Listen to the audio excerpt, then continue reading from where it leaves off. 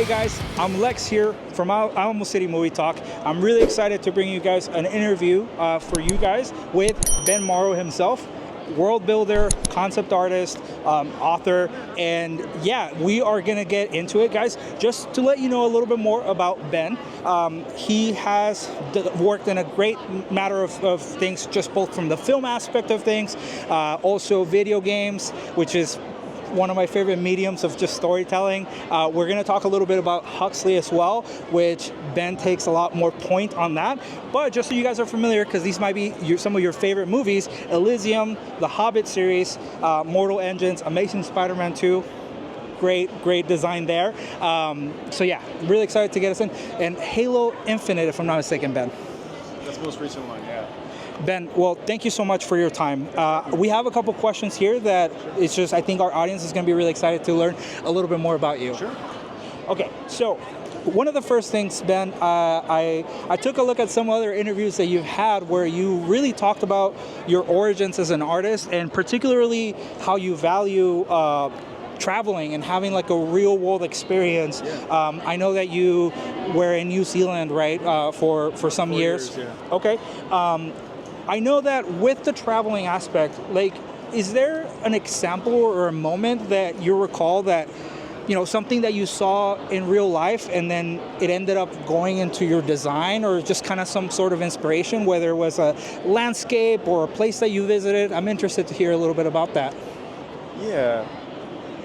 Because we traveled for 3 years. I think a lot of it was like, because I was in an office for so many years, especially in like Elysium, and a lot of like, I basically went from school to working in an office, and it was just almost like 7 years of like sitting in a room with Google. That's all my, like, Google things, find things, Yeah. and I felt like I could only take things so far, and like the limits of the internet or something at the time, like I need to like get out there and have real life experiences and see the world for myself. Like I can see a photo of Hong Kong, but actually going to Hong Kong and staying there for weeks and just experiencing that. I think it also helped me, build your visual library, but also see the sources of inspiration for the things I love. Like Hong Kong was a huge influence on Ghost of the Shell, and a lot of the areas they use for reference have been demolished, like Kowloon, walled city's all gone now, but I found some areas in like Sham Shui Po that was like almost very close to Ghost in the Shell, and I lived there and I walked there and I stayed in a hostel. Like I found the weirdest hostel at the top of like, or the cheapest hostel at the top of like one of the like concrete apartment blocks, and like just was there with like 8 people and just saw the city at night with like antennas all over the walls, and that was very like I see how they got that. Like it wasn't like just some cool sci-fi setting. It's like I see how they took real life and made it fantastical, or even just tweaked it a little bit to make something that I thought was so iconic and different. And I think a lot of it was just like absorbing that and understanding. A lot of it's been like understanding how my favorite people have, or my favorite movies have made things, and where they took their inspiration from, so that I can understand more fully when I start creating those things. So. That's really awesome. Thank you so much for that answer. I think for me, I've been very blessed to get an opportunity for travel. And even though my work is not directly tied into the art or world building, absorbing that, I think for anyone in the audience, like getting the opportunity to see the world and kind of see some of that tangibility of what different cultures get to build, right? Yeah. Like, I mean, that helped too, because like, if I only grew up here, I'd have a certain perspective. Even living in New Zealand changed my perspective a lot. Went to China quite a bit, went to Japan, went to Thailand, went to like all over Europe, France, Germany, like just staying, just really getting like the experience of the place. And it's also interesting to see how like language influences the people and the culture too. Like if you don't have words for certain ways of thinking, like you just won't be able to think those thoughts. I don't know, it's very fascinating. I think every artist needs to go out and experience the world very deeply. And for me, that was like living out of a backpack for 3 years and seeing the world, I guess. awesome. No, that's great.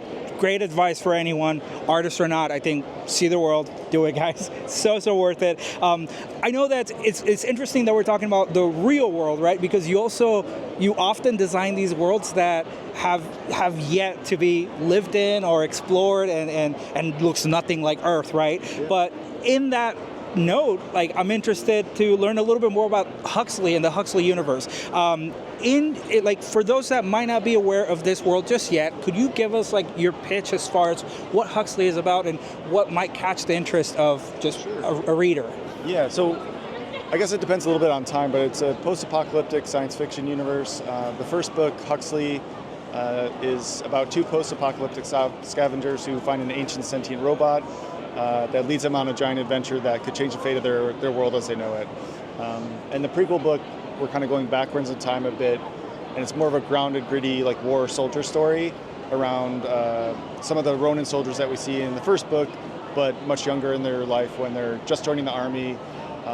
The empire has not been destroyed yet. It's almost like going into ancient Rome at the height of its power, but it's run by machines and artificial intelligence, and they're soldiers in this giant army and go on these dangerous missions that go horribly wrong and uncover a conspiracy that eventually leads to the downfall of that empire. And the next book will cover the fun war part of it.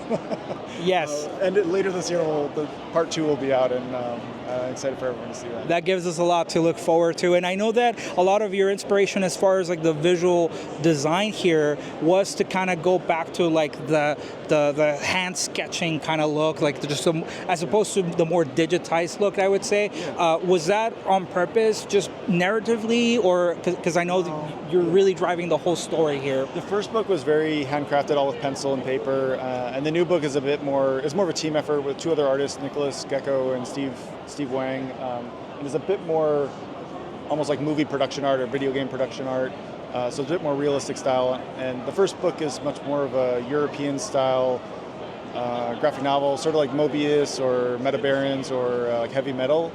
And the new book is much more visual storybook, like more in the style of like Simon Stålenhag's big storybooks. And each one is quite distinct for the story and tailored to the story. And I'm interested, Ben, in contrast to AI as depicted in the Huxley universe, has AI by chance taken any role in your workflow? Has that changed at all? Is that something that you've really tapped into? No, all my work is handmade by artists and trying to keep and I appreciate that. Possible.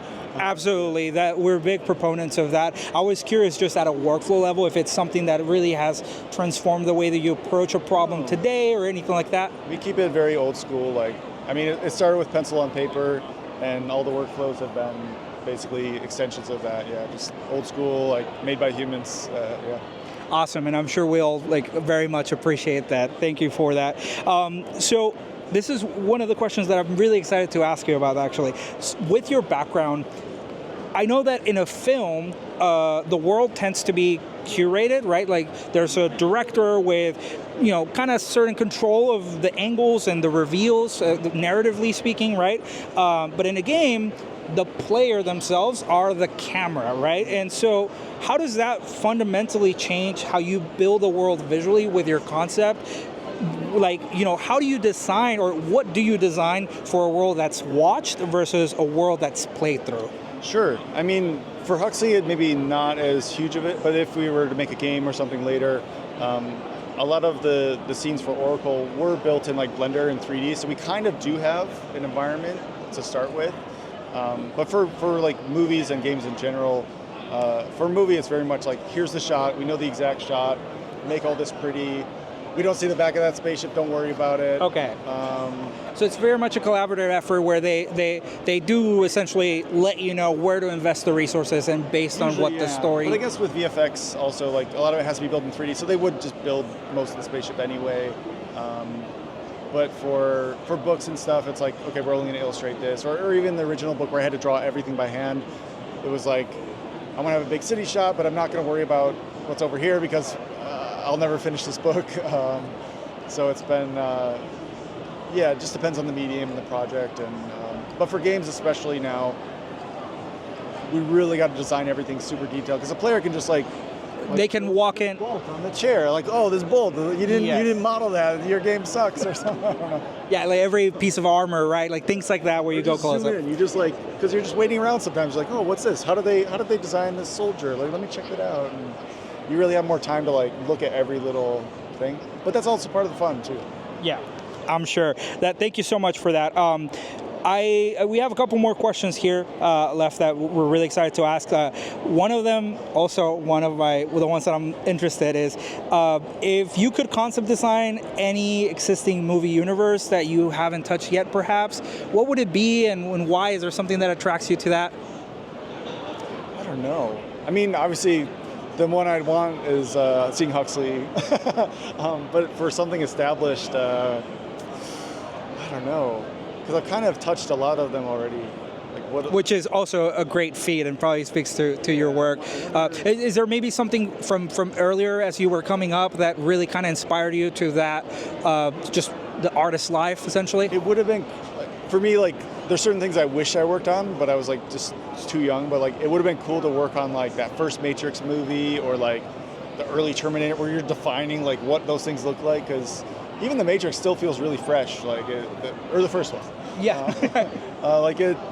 There's those moments in movies where you're like, where did that come from? That's so different. Like, yeah. I haven't seen that before. Like, it's usually that first movie, right, that really sets the tone for probably what's to come, whether it's years later or even reboots, or you know how like Terminator recently, I think it had like an anime as opposed to like the movie, right? But it all kind of comes back to what you got to build in that first go. That first one is and it's kind of what I did with Huxley. Like the first one is like I'm defining my thing, and that's why it's really hard, but it's really fun. And then once it's set, it's like prequels are much easier, and like, okay, I know, like the new book, there's maybe 2 new characters, but the rest are pretty established, so it gets easier, I guess. Okay, that's awesome. You did actually tap into the following question, which it was, rather than like what world would you like to go, is there, if there was one that you particularly had seen, like a movie or a video game that you were like, man, like I kind of wish I had gone on that call because it would have been a really interesting thing. I know that's not really to overlap with the artists that got to do that, but I think you mentioned Matrix and Terminator are probably those 2 that come to mind, right? For games, I mean, I think everyone would have loved to work on like the original Half-Life or something. It would be super cool. Or Half-Life 2 would have been fun. Yeah, like games I wish I worked on when I just wasn't in the industry then. Or like the first 2 Halo games, or the first 3 Halo games would have been awesome. Yeah. Or like even Cyberpunk. Some of the like bigger RPGs would have been really awesome. Yeah, there's just a lot of really cool stuff. A lot of really cool people making really cool things. Absolutely. Last question here for you. This one's a little bit more fun, just because we also have a shared likeness of car design. I think you mentioned you're a big fan of the 911s. Yeah, I love it. Yeah, I'm a huge fan. The question is, you know, if there is a world that you've worked on that you'd imagine like a hybrid, like if you put that into a car design, like what is the world that you would pick that you think, you know what, in that world, this would be a badass car? I mean, you could kind of make it work, because like Cyberpunk 2077, they put like this old 930 turbo or something, and you're like, oh, that's pretty cool. Like, I guess they would update it over the years, and it could kind of fit. Stuff like that would be cool, but it's interesting. Yeah, like a post-apocalyptic version of that survived. That's what I was. Yeah, it survived through the Huxley times. To make it work. Maybe got like just remodel or just put a new motor in there and things like that. But engine or something. Yeah, I don't know. That's awesome.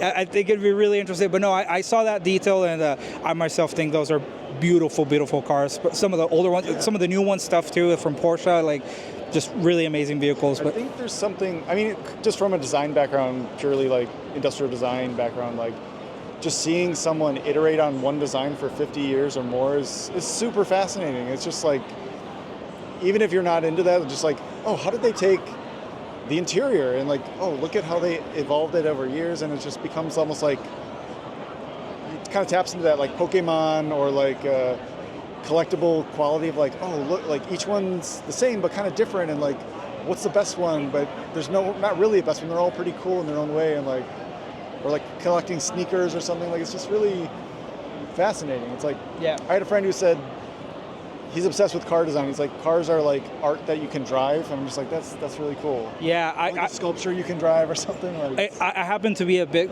watch person as well, and I know that there's brands and a lot of prestige behind the design there, and some watches even goes to like, you know, someone worked on that specific watch for like 6 months. What you're wearing is someone's work for that Yeah. period of time, right? You think of like what 6 months does to a person, like it's really amazing. Ben, I really want to thank you for your time. I think we learned a lot of great things here. We're really excited to see how the Huxley universe keeps expanding, and just hopefully in the future we can see it in different mediums as well. Yeah, me too. I'm going to keep pushing, and when we have something official, I'll definitely let you guys know, and can't wait to share more. Yeah. We'll stay tuned. Thank you so much, guys. This was Lex with Alamo City Movie Talk. Ben, until next time, thank you so much. Thank you so much.